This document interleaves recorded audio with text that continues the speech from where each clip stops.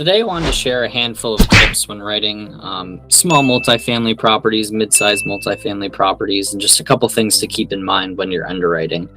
So this is a 10 unit and a 6 unit in the underwriting here that we recently put under contract. And for starters, just kind of working our way down the expenses. Real estate taxes. Make sure that you always underwrite the property at the taxes, basically accurately for the price that you're going to be paying. So in this case, we are paying quite a bit more than the seller had originally paid, and the tax assessment hasn't really caught up to market value. So the assessment for every area is always a little bit different. In our case, it's biannually, so we don't have to worry about it for 2023, but we are underwriting a full increase going into 2024. And it is possible that this doesn't happen or doesn't go up quite as drastically as we're underwriting, but it's better to be safe here. Second piece of advice, as far as insurance goes, it's really not a big deal to reach out to an agent and get a true quote. So as you can see, the properties do require flood insurance, and our quotes are actually a little bit higher on the higher insured value of this purchase price than what the sellers are currently paying. So definitely keep that in mind.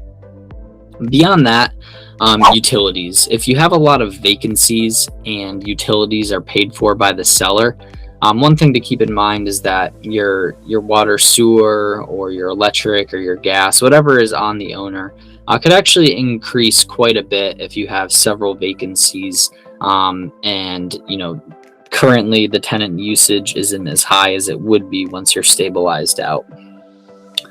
As far as management goes, management comes into obviously what you're going to be paying and things like that, but definitely getting feedback on rental projections has been huge for us in modeling deals and accurately underwriting for where rents can be in 1, 2, 3, 4, 5 years once we're stabilized out.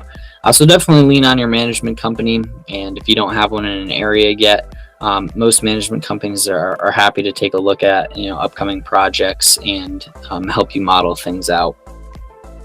Legal fees. As you can see here, we have modeled $2,500 in legal fees year one. The reason for that is because this is a value add deal and we will be raising rents on the tenants, and as you can see, actually putting electric that's currently submetered back on the tenants immediately, because the majority of the tenants are month to month. We are anticipating that there will be some pushback and potentially evictions, so that's why we underwrite for a couple of evictions year one if it is a value add deal, and certainly increasing this depending on the size and number of units that are there.